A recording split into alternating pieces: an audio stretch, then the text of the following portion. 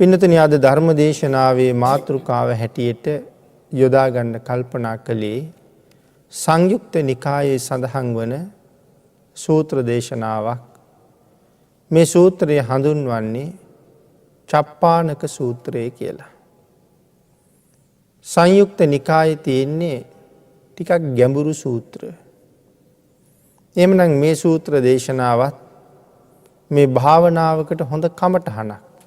භාවනා කරන භික්ෂූන් වහන්සේලා අරමුණු කරගත්ත අපූරු කමටහනක් තමයි මේ දේශනාව තුළ අන්තර්ගත වෙන්නේ. සත්තු 6 දෙනෙකුගේ උපමාවක් අරගෙනයි භාග්‍යතුන් වහන්සේ මේ දේශනාව පැහැදිලි කරලා තියෙන්නේ. ඒ නිසා මේ ගැඹුරු සූත්‍ර දේශනාව බොහොම කෙටියෙන් අපි ටිකක් සරලව සාකච්ඡා කරන්න උත්සාහ කරමු. මේ වෙන් වෙලා තියෙන කාලයට ප්‍රමාණවත් වෙන තරමක්. මේ චප්පානක සූත්‍රය මම මුලින් සඳහන් කළා භාවනාව දියුණු කරන අයට උතුම් වූ කර්මස්ථානයක් කියලා. මේ දේශනාව බුදුරජාණන් වහන්සේ ආරම්භ කරන්නේ බුදුරජාණන් වහන්සේගේම උදාහරණයකින්. භාග්‍යතුන් වහන්සේ පැහැදිලි කරනවා මහණෙනි යම්සේ මේ මුළු ඇඟ පුරාම තුවාල වෙච්ච පුද්ගලයෙක්. මුළු ඇඟම තුවාල වෙලා සැරව ගලනවා ඒ පුද්ගලයාගේ ශරීරයෙන්. එහෙම මුළු ඇඟම තුවාල වෙච්ච පුද්ගලයෙක් වනයකට ඇතුල් වෙනවා. ඒ වනාන්තරයේ තියෙන හැම ගහකම බොහෝම කටු පිරීලා. දැන් මේ පුද්ගලයා මේ කැලෑවට ඇතුල් වුණාම අර කටු මෙයාගේ ඇඟේ ඇයෙනවා. තුවාල වල ඇයෙනවා. දැඩිසේ මේ පුද්ගලයා අපහසුතාවයට පත් වෙනවා. පුදුමාකාර වේදනාවකින් පෙළෙනවා. ඒ වේදනාවෙන් පෙළෙමින් ඉන්න පුද්ගලයා මේ වේදනාවෙන් ගැලවෙන්න කියලා හිතලා යම් හේතුවකින් ඔහු මේ ගමකට හෝ නගරයකට ගියොත් අර කැලෑවෙන් මිදිලා ගමකට හෝ නගරයකට ඇතුල් වුණොත් ඒ ප්‍රදේශයේ ඉන්න නුවණ තියෙන අනිත් පුරුෂයෙක් සඳහන් කරනවා මෙන්න මේ පුද්ගලයා මේ ගමට ඇවිල්ලා. බොහෝම දුර්ගන්ධයි මොහු ගාව. ඒ වගේම සඳහන් කරනවා මේ ගමත් විනාශ කරන්නයි මේ ඇවිල්ලා තියෙන්නේ. ඊටාම දුර්ගන්ධ තියෙන පුද්ගලයෙක් මේ ගමත් විනාශ කරන්නයි මේ ඇවිල්ලා තියෙන්නේ. එතකොට මේ කවුරු ගැනද මේ සඳහන් කරන්නේ? සඳහන් කරනවා මේ පුද්ගලයාගේ වැරදි තමයි අර නුවණැති පුද්ගලයා කියන්නේ මේ ගම විනාශ කරන්න ඇවිල්ලා තියෙන්නේ මොහු ගාව බොහොම දුර්ගන්ධයි. මේ පුද්ගලයාගේ සංවරය සහ අසංවරය ගැනයි මේ කතා කරන්න හදන්නේ. ඒ නිසා සඳහන් කළා කවුරු ගැනද මේ කියන්නේ? මේ ලෞකික වූ පෘථග්ජන පුද්ගලයෙක් ආර්ය ධර්මයේ හික්මිච්ච නැති පුද්ගලයෙක් ගැන කියන්න තමයි මේ උදාහරණය ගෙනල්ලා තියෙන්නේ. ලෞකික වූ පෘථග්ජන පුද්ගලයෙක්. එතකොට අපි සඳහන් කළා ආර්ය ධර්මයේ හික්මිලා නැති පුද්ගලයෙක් ගැනයි මේ කියන්න හදන්නේ. එතකොට මේ පුද්ගලයාගේ ශරීරයේ පුරාම තුවාල හැදිලා කියලා කිව්වා. ඒ වගේම හැම වෙලාවෙම සැරව ගලනවා කියලා සඳහන් කළා. දැන් හැබෑවටම මේ සඳහන් කරන්නේ ඇඟ කුණු වෙලා තුවාල වෙච්ච කෙනෙක් පිළිබඳවද? මේ කියන්නේ එහෙම කෙනෙක් ගැන නෙමෙයි. ඒකයි කියේ ලෞකික වූ පෘථග්ජන පුද්ගලයෙක් පිළිබඳව කියලා. ඔහුගේ කිසිම සංවරයක් නැහැ. ඇහි සංවරයකුත් නැහැ. කනේ සංවරයකුත් නැහැ. කටේ සංවරයකුත් නැහැ. නාසයේ සංවරයකුත් නැහැ. කයේ සංවරයකුත් නැහැ. මනසේ සංවරයකුත් නැහැ. ඊටාම අසංවරයි. එතකොට මේ සලායතනයන් හැම වෙලාවෙම අසංවරයි කියලා කියන්නේ මේ පුද්ගලයා හැම වෙලාවෙම රැස් කරන්නේ අකුසල්මයි රැස් කරගන්නේ.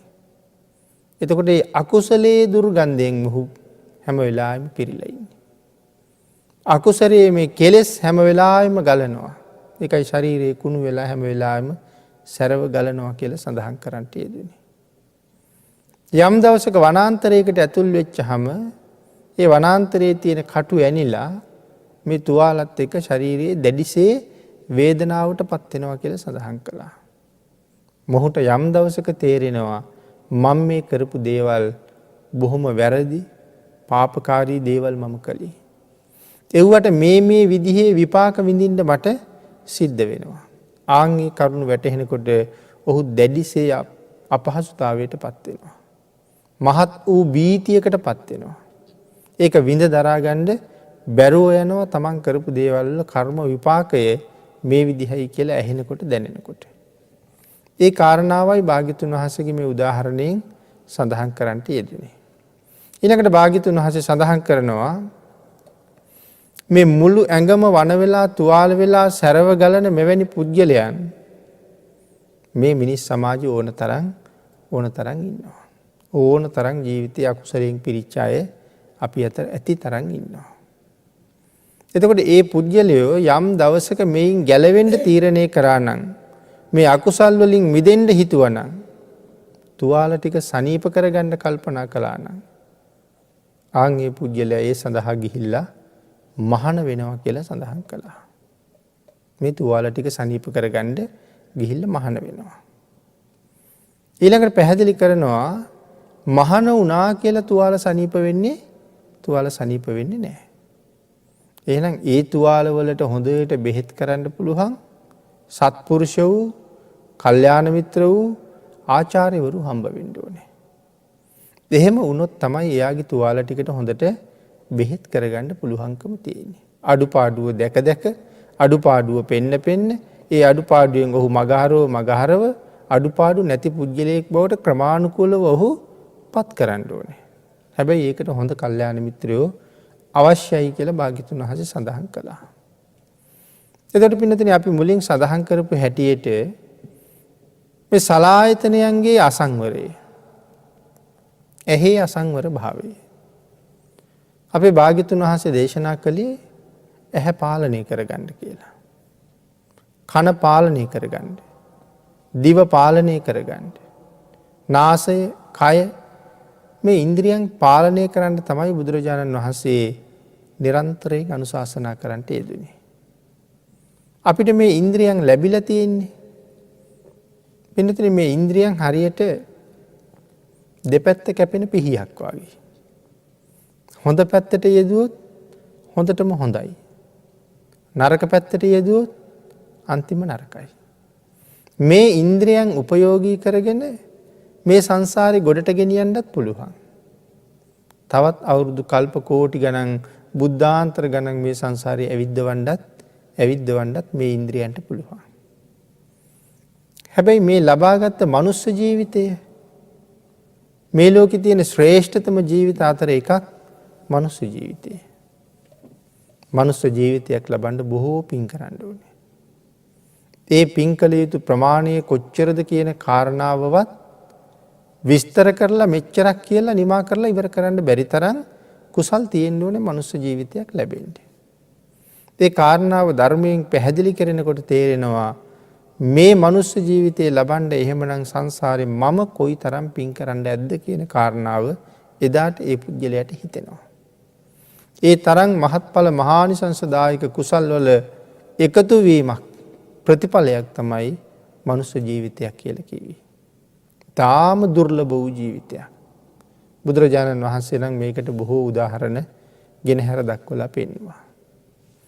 ඉතින් මේ වෙලාවේ මේ කාරණාව පැහැදිලි කරගන්න මේ ගැඹුරු සූත්‍රය සාකච්ඡා කරන වෙලාවේ ඒකට එක උදාහරණයක් ගෙනහැර දැක්වුවොත් මේ උදාහරණය මේ අය නිතර අහලා තියෙන උදාහරණයක්.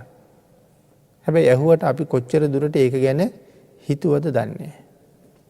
මේ උදාහරණය සඳහන් වෙන්නේ මේ බාල පණ්ඩිත සූත්‍රයේ. මනුස්ස ජීවිතයක් කොච්චර දුර්ලභද? ආන් එතන පැහැදිලි කළා මේ මහා සාගරයේ අවුරුදු ගණනාවක නැත්තම් අවුරුදු 100කට සැරයක් සාගරයේ පතුලේ ඉඳලා කැස්බෑවෙක් උඩට එනවා. එයා අවුරුදු 100කට එකපාරයි එන්නේ. එක ඇහැක් කන වෙච්ච කෙනෙක්. එතකොට මේ සාගරය කියන උපමාව විතරක් අපි කල්පනා කරන්නකො පිළිතුරේ සාගරය කොච්චර ලොකුද? අපිට කවදාවත් මුළු සාගරයම දැක ගන්න ලැබෙන්නෙම නැහැ.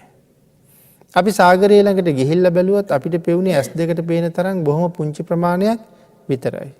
හැබැයි අපිට පෙනුනට වඩා ලක්ෂ ගණනකින් සාගරය ඉතාම විශාලයි.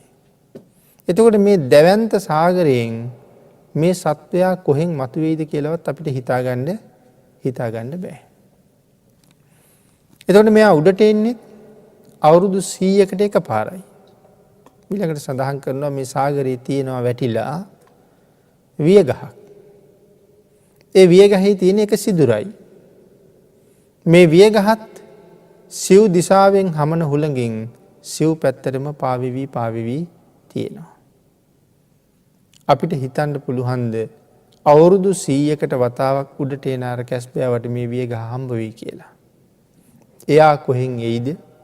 වියගහ කොහේ තියෙයිද කියලා හිතාගන්න බෑ කවදාවත්. මෙයාට වියගහ හම්බ වෙනවා කියන කාරණාව නෙමෙයි එතන තියෙන්නේ. මෙයාට හම්බ වෙන්න ඕනේ වියගහේ අර තනි සිදුර. ආන්ගේ සිදුරෙන් මෙයාගේ හිස ඉහළට පොවන්න ඕනේ. මේ කාරණාව සිද්ධ වෙයිද කියලා භික්ෂුන් වහන්සේලාගෙන් භාග්‍යතුන් වහන්සේ අහුවා.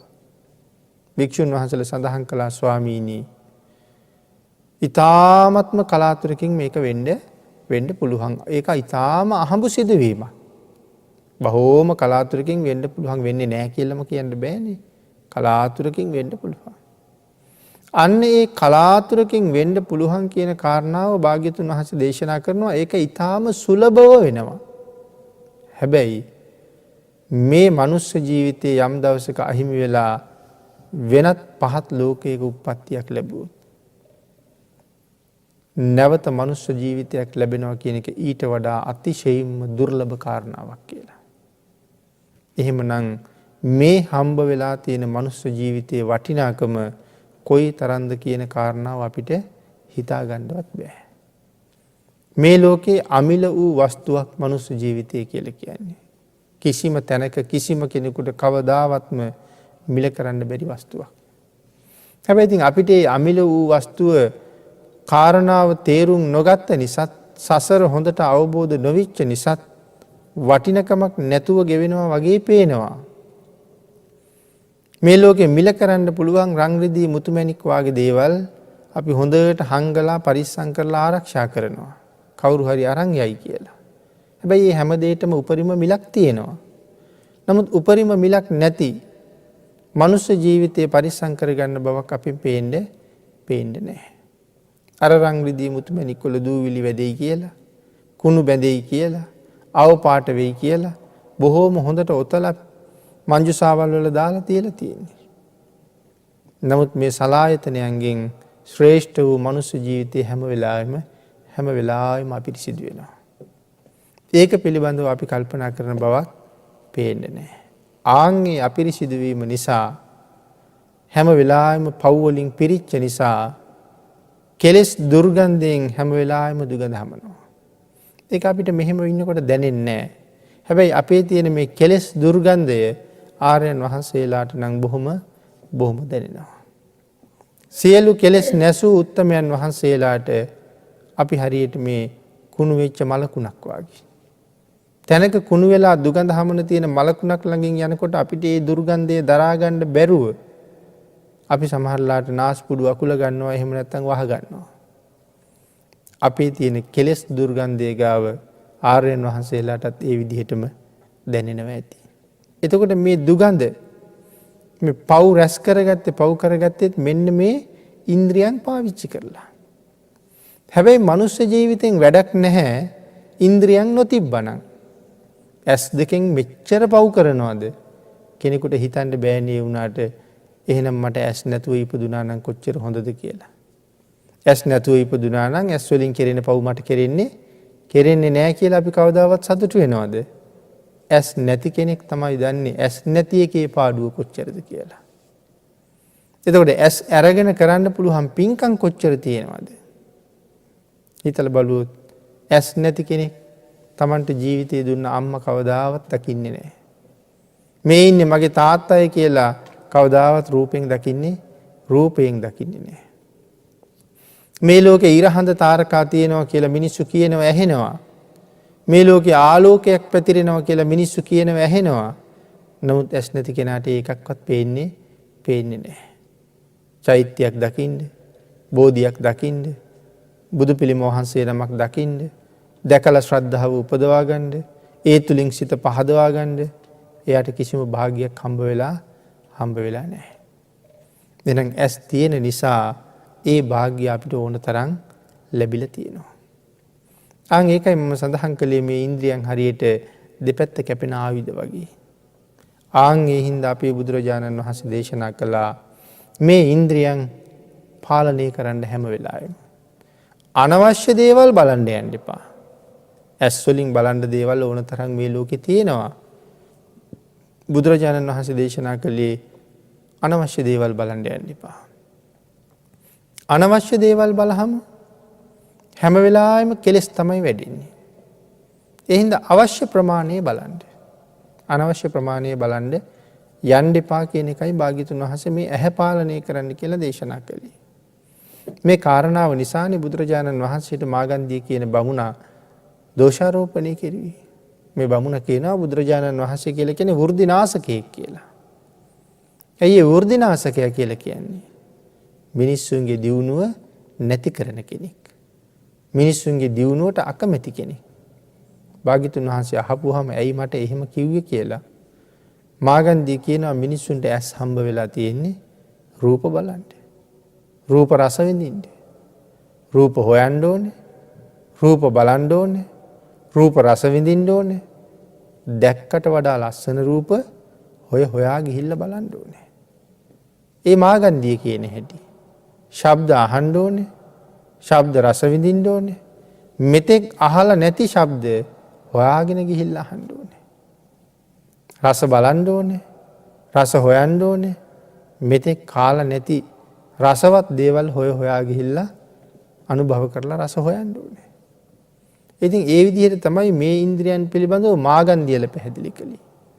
නමුත් භාග්‍යතුන් වහන්සේ සඳහන් කළේ ඇහැ පාලනය කරගන්න.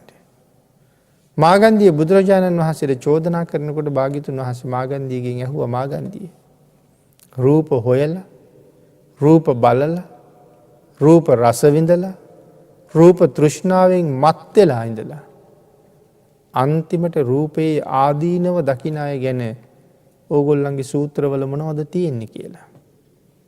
මාගන්ධිය ඒ වෙලාවේ බිම් බලා ගත්තා. මාගන්ධිය කියනවා ඒ ගැන අපේ සූත්‍රවල මොකවත් කියලා නැහැ. එහෙනම් භාග්‍යතුන් වහන්සේ රූපේ ආදීනව පිළිබඳව මාගන්ධියට පැහැදිලි කරලා දුන්නා. රූපේ ආදීනව අපේ සමාජෙත් අපි දකින ඕන තරම්. රූප වලින් සෑහීමකට නැති වෙච්ච අය ඒ රූප පිටිපස්සේ ගිහිල්ලා රූප හොයාගෙන ගිහිල්ලා ජීවිත විනාශ කරගෙන මරණයෙන් කෙරවල කරගෙන හිරේ විලංගුවේ වැටිලා නෑදෑයෝ අහිමි වෙලා ඒ පාලනයක් නැති වෙච්චාම විඳවන තරම මේ සමාජයෙන් අපි නොදකිනවා නෙමෙයි. නමුත් කාරණාව ධර්මයත් එක්ක සංසන්දනය කරලා ගලපලා හිතන්නේ නැති නිසා අපිට ඒක ඒ තරම් වැටහුනේ නැහැ. එහෙමනම් ඇස් දෙකෙන් අපි හරියට පව් කරගත්ත අසංවර නිසා කන් දෙකිනුත් හරියට පව් කරගත්ත අසංවර නිසා එහෙනම් මේ අපේ හිත අපේ දිව අපේ කය ඒ අසංවරය නිසා අපි මෙව්වගෙන් හැම වෙලාවෙම ගත වෙන මොහොතක් පාසා රැස් කරන්නේ අකුසල්. අපේ හිතට මොනතරම් සිතුවිලි දවසකට ගලාගෙන එනවද? මොහොතක් විවේකීව කල්පනා කරලා බැලුවොත් ඒ ගලාගෙන එන සිතුවිලි අතර රාගික සිතුවිලි කොච්චර තිබුණද? ද්වේෂ සහගත සිතුවිලි කොච්චර තිබුණද? මෝහයෙන් පිරිච්ච සිතුවිලි කොච්චර තිබුණද?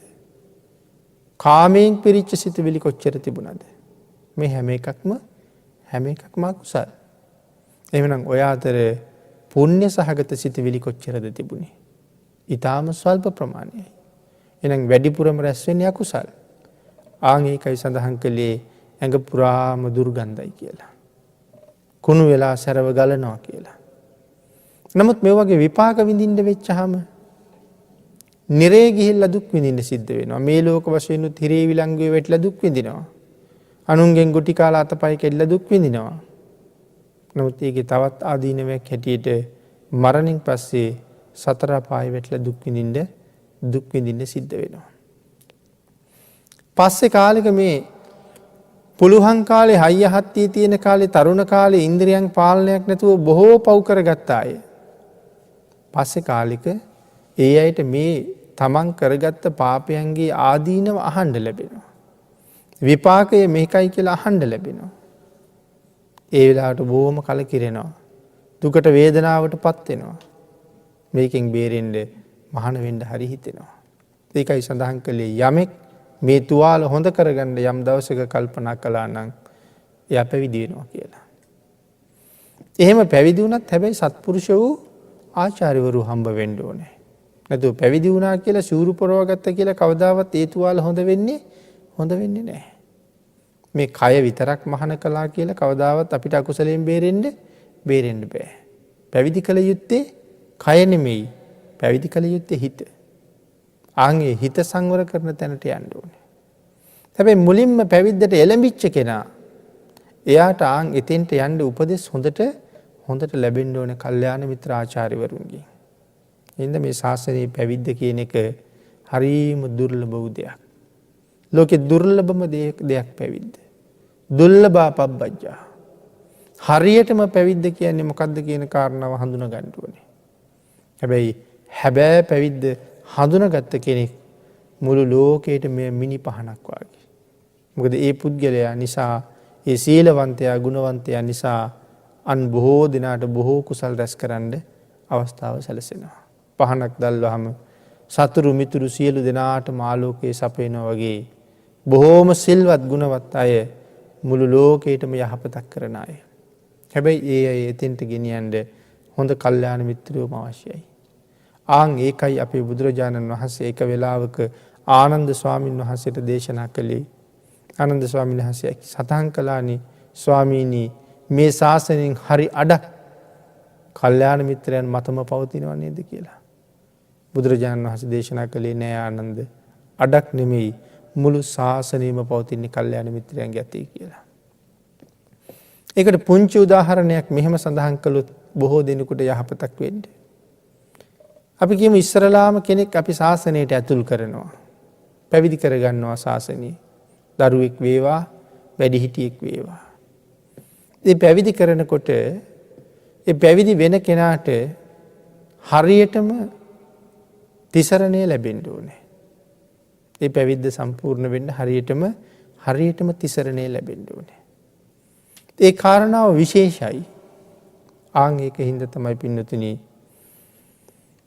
පොඩි ස්වාමීන් වහන්සේ නමක් නැත්නම් පුංචි දරුවෙක් පැවිදි කරනකොට මේ තිසරණ සමාදන් කරන්න ගියහම කල්යාණ මිත්‍ර ආචාර්යවරු ආකාර කීපයකින් තිසරණ සමාදන් කරනවා. මොකද මේ ශාසනයේ තිසරණේ ඊටාම වටිනවනේ. ඒ වුණාට අපි තිසරණේ ගැන එච්චර හිතන්නේ නැහැ. පාණාතිපාතා වේරමණී සික්ඛාපදං සමාදියාමි කියන එක ගැන ගොඩක් හිතනවා. බුද්ධං සරණං ගච්ඡාමි කියන එක ගැන අපි හිතන්නේ නැහැ. අපිට අමතක වෙලාද කොහෙද බුද්ධං සරණං ගච්ඡාමි කියලා 3 පාරක් කිව්වා.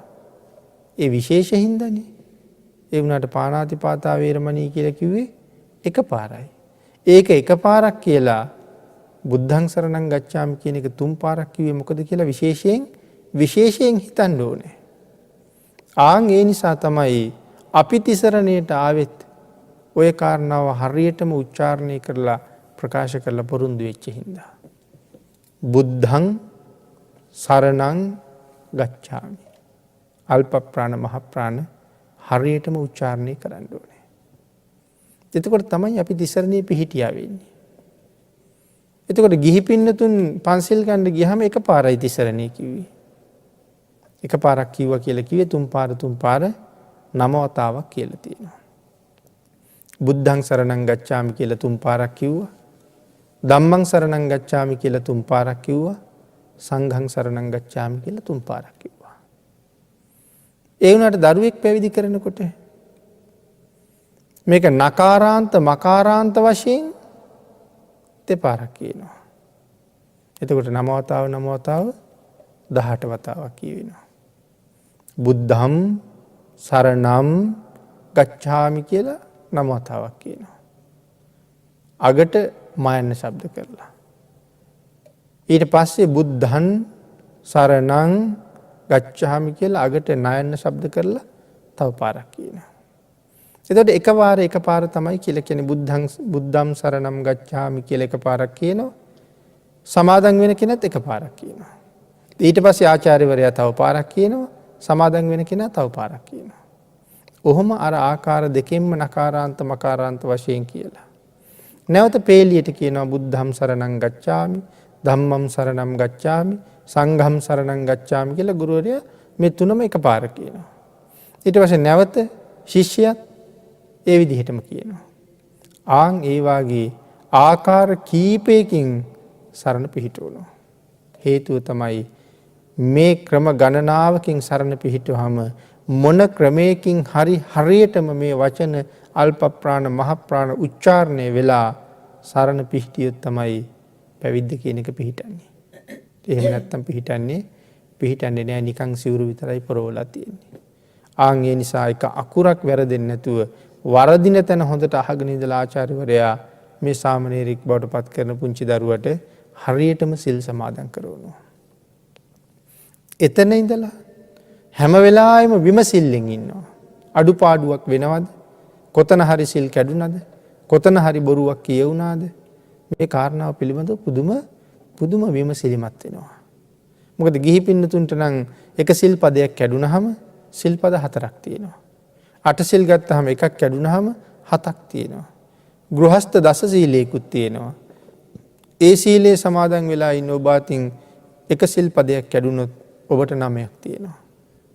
ඒ වුණාට එහෙම නෙමෙයි. පොඩි හාමුදුරුවෝ අතින් එකක් කැඩුනොත් 10ම ඉවර වෙනවා. උන්වහන්සේට 9ක් ඉතුරු වෙන්නේ නැහැ, උන්වහන්සේගේ ඔක්කොම ඉවර වෙනවා. ආන් ඒ කාරණා දිහා බලාගෙන පුංචි අය අතින් කැඩෙන්නේ නැද්ද? ඕන තරම් කැඩෙනවා. ඒ හින්දා මේ කල්යාණ මිත්‍ර ආචාර්යවරු ඒක දැනගෙන නිරන්තරයෙන් සිල් සමාදන් කරනවා. එහෙම නැත්නම් අප්‍රමාණව අකුසල් රැස් වෙනවා. මොකද පන්සිල් වලින් එකක් කැඩුනොත් සිල්පද 10ම කඩා වැටිච්චාම බිඳිලා යන්නේ තිසරණයත් එක්කමයි. ඔබ අතින් බොරුවක් කියවුනොත් නම් තිසරණ කැඩෙන්නේ නැහැ. නමුත් පොඩි හාමුදුරුවෝ අතින් බොරුවක් කියවුනොත් තිසරණයත් එක්කම ඉවර වෙනවා. උන්වහන්සේට ලැබිලා තියෙන චීවර සංඝසතු චීවර නම් ඒ අයිතිවාසිකනුත් අහෝසි වෙනවා. වැඩේ ඉන්න හම්බ වෙලා තියෙන කුටිය සංඝසතු නම් ඒ අයිතිවාසිකමත් අහෝසි වෙනවා. සංඝයාගේ නමට හම්බ වෙන සිව්පසයත් අහෝසි වෙනවා. එතන ඉඳලා ඉවුවා හොරා කෑමක් බවට පත් වෙනවා. ආන් ඒ කාරණාව නොදැන එහෙම්මම හිටියොත් රැස් වෙන අකුසල් කන්දේ සීමාවක් නැතුව යනවා. අම්මා වඳිනවා, තාත්තා වඳිනවා, සිල්වතුන් වඳිනවා, ගුණවතුන් වඳිනවා. ඒ වන්දනාවල් ඉවසන්නේ සීලයක් තියෙන්න ඕනේ. ආන් ඒකයි කල්යාණ මිත්‍ර ආචාර්යවරු මුණ ගැහෙන්න ඕනේ. එහෙම සංවරයට පත් කරමින් අවබෝධය ලබා දෙමින් හරියට මේ පැලයක් පෝෂණය කරනවා වගේ මේ ශාසනයේ ඒ පුංචි අය සංවර්ධනය කරන්න ඕනේ. එතන පුංචි කියලා කිව්වේ ශාසනයට ඇතුල් වෙච්ච ගමන් හැමෝම ඒ අය සංවර්ධනය කරගෙන උඩට ගෙනල්ලා නිසි වයසක් ආවට පස්සේ තමයි අදිශීල සංඛ්‍යාත උපසම්පදාවට භාජනය කළේ. ඒකයි පොඩි කෙනෙක් පැවිදි වෙච්චාම අවුරුදු 20ක් යනකම් අද උපසම්පදා කරන්නේ නැත්තේ. මොකද ඒ සංවරයේ හික්මීම ඇති කරගන්න පුළුවන් වයසක් යනකම්ම ඒ ආයති සංවරයෙහිම පිහිටවනවා. එතකොට කල්යාණ මිත්‍ර ආචාර්යවරු ඕනේ කියලා මෙතන සඳහන් කළේ ඒ නිසා. ඒ කාරණාවල් මේ සූත්‍රයේ සාකච්ඡා කරනවා නම් ගැඹුරු සූත්‍රයක් නිසා සාකච්ඡා කරන්න ඕන නිසා කරුණු සිහිපත් කරන්නට යෙදුනේ. එතකොට මේ හරිහමං ආචාර්යවරයෙක් ලැබුණොත් මේ සංසාරේ ඈතර කරගන්න ඒ අයට පුළුවන්. එහෙම නැති වුණොත් සසරින් ඈතර යන්න කියලා ඇවිල්ලා බහැලා තියෙන්නේ. තවත් සසරටම තමයි බහැලා තියෙන්නේ. ආන් ඒ හින්දා කල්යාණ මිත්‍රයන්ගේ මුණ ගැහිම ඊටාම වටින බව මෙතන සඳහන් කරනවා. ඊළඟට පින්නතුනි මේ කල්යාණ මිත්‍රයන් වහන්සේලාගේ මඟ පෙන්වීම නිසා සසරින් ඈතර යන්න උත්සාහ කරන මේ ශ්‍රේෂ්ඨ උත්තමයන් වහන්සේලා සීලයෙන් සමාධියෙන් ගුණයෙන් පෝෂණය වෙන්න අනිත් දායක කාරකාදී පින්නතුන්ට රැස් වෙන්න පටන් ගන්නෙ මෙච්චරක් කියලා නිමා කරන්න බැරි තරම් බොහෝ පුණ්‍ය සම්පත්. උන්වහන්සේලා උදෙසා කරන වන්දනාවත් අප්‍රමාණ ආනිසංස සහිතයි. උන්වහන්සේලා උදෙසා පූජා කරන්නා වූ ආහාරද පානද වස්ත්‍රද මේ සිව්පසේ කොව්ව දුන්නත් අපිට ලැබෙන ආනිසංසය අසීමාන්තිකයි. ආන් ඒකනි භාග්‍යතුන් වහන්සේ දක්ඛිනා විභංගේ පැහැදිලි කොට වදාළේ තිසරණ සහිතව පන්සිල් ආරක්ෂා කරන කෙනෙකුට ආහාර වේලක් ලැබලා දුන්නොත් අනාගත ජීවිත අසංකීයකට කෑම හම්බ කෙරුව වෙනවා කියලා. එතකොට තිසරණ සහිතව දසාංග පොසත සීලේ සමාදන් වෙලා ආරක්ෂා කරන කෙනෙක්. උපසම්පදා සීලේ ආරක්ෂා කරගන්න කෙනෙක් මේ ලෝකේ තියෙන මහා දැවැන්තම සීලේ උපසම්පදා සීලය. එහෙම උත්තමයන් වහන්සේලා උදෙසා පූජාවක් කරගන්න ලැබෙන අපි කොයිතරම් වාග්ය සම්පන්නද එතකොට. එතකොට සත්පුරුෂයන් විසින් ගොඩනගාපු ශාසනයෙන් තව කී දෙනෙකුට මොනතරම් යහපතක් උදා වෙනවද කියන කාරණාව ඒ යටතේ අපිට අවබෝධ කරගන්න තියෙන කරුණු. ඒ නිසා සඳහන් කළා මේ ඵල විපාක මේ අකුසල කර්මයන් නිසායි ලැබුණේ කියලා තමන් විඳින දුක්ඛ දෝමනස්යන්ට හේතුව කියනවා. එතකොට දැන් මේ පුජ්‍යලයා බොහොම දුක් විඳපු කෙනෙක්, ශරීරේ පුරාම තුවාල හැදිච්ච කෙනෙක්. ඔහු ඒ වගේ ආදීනව දකින්නවා කියලා සඳහන් කළා. ඒ ආදීනවෙන් මිදෙන්නයි පැවිදි වෙන්න යෙදුනේ. ගත වෙන මොහොතක් පාසා අපේ ජීවිතවලට අකුසල් ගලගල හරියට නිකන් කුණු වෙච්ච තුවාල වෙච්ච පුද්ගලයෝ වගේ අපිත් ඉන්නේ. ආන්ගේ රැස් කරගත්ත අනන්ත අකුසල් වල විපාක මේ සංසාරේ නැවත වතාවක් විඳින්නද? එහෙම විඳින්න සතර අපාය තැනක ගිහිල්ලා ආය අතරමං වුණොත් කී කාලයක් නම් දුක් විඳින්න වෙයිද මේ සතර අපාය ඇසුරු කරගෙන? මේ මනුස්ස ජීවිතයේ අවුරුදු කෝටි ප්‍රකෝටි ගානකින් හම්බ වෙන්නේ නැති එකක්. දිව්‍ය ලෝකෙන් ගිලිහිලා නිරේටම යන්නේ වැඩි ප්‍රමාණයක්. මිනිස්සු මනුස්ස ලෝකෙන් ගිලිහිලා වැඩි ප්‍රමාණයක් නිරේටම යන්නේ. ආය මනුස්ස ජීවිතය ලැබෙන එක ඒකයි මම සඳහන් කළේ අවුරුදු කෝටි ප්‍රකෝටි ගානකින් නොලැබෙන එකක්. එහෙම වස්තුවක්, එහෙම සම්පතක් හම්බ වෙලා තියෙන මොහොතක ආන් ඒ වස්තුව හරියටම ආරක්ෂා කරගෙන සුගතිය හොයාගෙන යන්න මග පිළියෙල කරගන්න, පාර පිළියෙල කරගන්න, සුගතියට ඇවිදගෙන යන්න පුළුවන් ශ්‍රේෂ්ඨ ජීවිතයක් මනුස්ස ජීවිතය.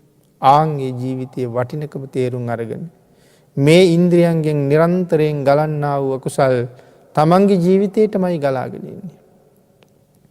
හැම වෙලාවෙම සලායතනයන්ගෙන් තමන්ගේ ජීවිතේ පුරවන අකුසල් ගලාගෙන එන ගංගා ටික නතර කරගන්න පුළුවන්කම තිබුණොත්, නතර කරගන්න ප්‍රඥාව පාවිච්චි කරන්න පුළුවන්කම තිබුණොත් අන් ඒ පුජ්‍යලයා හරි ශ්‍රේෂ්ඨයි. අපි භාග්‍යතුන් වහන්සේ දේශනා කළා ජීවිතයට කුසල් ගලන ගංගාවල් 8ක් පිළිබඳව.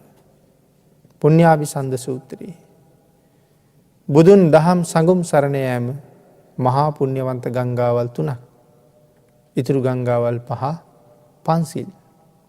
එහෙමනම් තෙරුවන් සරණ යාමත් හරියටම පන්සිල් ආරක්ෂා කිරීමත් රැය දවල් දෙකම මේ ජීවිතයේ කුසලයෙන් පෝෂණය කරනවා. මෙව්ව පිං ගලන ගංගා 8ක් කියලායි දේශනා කළේ. පුණ්‍ය අභිසන්ද කියලා කිව්වේ ඒකයි. එහෙනම් මේ ගංගා වලින් ජීවිතේ පිනෙන් පුරවනවා. හැබැයි පන්සිල් වලින් යමෙක් වැළකීලා නම් හරියට තෙරුවන් සරණ ගිහිල්ලා නැත්තම් ඔහුගේ ජීවිතේ හැම වෙලාවෙම අකුසල් ගංගාවල් වලින් ගලලා පිරීලා උතුරලා යනවා. ආන් එවන් ජීවිත තියන අය ගැනයි මෙතන සඳහන් කරන්නේ හැම වෙලාවෙම දුර්ගන්ධයෙන් පිරිච්ච ජීවිත වලින් යුක්තයි කියලා. ආන් එවන් ජීවිත අපේ ජීවිතත් එවන් ජීවිත බවට පත් කරගන්න නැතුව කුසලයෙන් පෝෂණය කරගත්ත බොහෝ දෙනාට කල්යාණ මිත්‍රයන් වෙන්න පුළුවන් වුණ සත්පුරුෂ ජීවිත බවට පත් කරගෙන තමන්ටත් යහපතක් කරගෙන අනුන්ටත් යහපතක් කරලා ජීවත් වෙන්න පුළුවන් නම් හරි වටිනවා. ආන් ඒ හින්දා මේ ශාසනයේ ස්වාර්ථයෙන් පරාර්ථයට පාර හැදිලා තියෙන්නේ. මම මට යහපතක් කරගන්නකොට මගේ වටේට ඉන්න බොහෝ දෙනෙකුට යහපතක් වෙනවා. ඒකයි ස්වාර්ථයෙන් පරාර්ථයට කියලා කිව්වේ. ආන් ඒ කාරණාවෙන් ජීවිත පෝෂණය කරගන්න. ලොකු කුඩා ඔබ සියලුම දෙනාට මෙතෙක් වේලා මේ චප්පානක සූත්‍රය ආශ්‍රයෙන් ධර්ම ශ්‍රවණය කරලා රැස් කරගත්ත උතුම් කුසල සම්භාර ධර්මයෙන්ුත් ධර්මයට කැමති බොහෝ දෙනාට ධර්ම ශ්‍රවණය කරන්න මේ උතුම් දේශනාව ප්‍රචාරය කරවන්න කටයුතු සංවිධානය කරලා රැස් කරගත්තා වූ සද්ධර්ම දානානිසංසයේ කුසලයත් ඔබ සියලු දෙනාටම හේතු වේවා. මෙලොව සුවපත් වේවා. පරලොව සුගතිගාමී වේවා.